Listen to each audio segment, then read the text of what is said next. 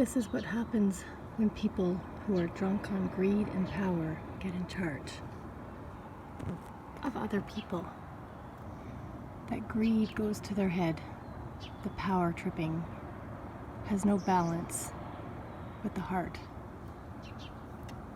By this time, I would see, I don't know if it was hundreds, but maybe hundreds over the day, flying from that big tree to trees that were cut down yesterday in the middle, to this tree, to the next few trees. They have highways. Birds have highways of safety. Deers have highways that we cut down. So when we are a culture that obeys egotistical, power-hungry people instead of the most vulnerable, the most sensitive, the most in need, we live in a society that is medieval, that has no sensitivity and has no compassion. And the people who are compassionate are the ones who live at the hands of the tyrants every day.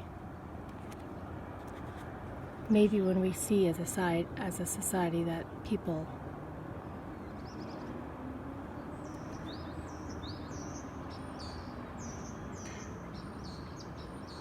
animals, trees, and other types of beings who are less addicted to power. There's a few birds.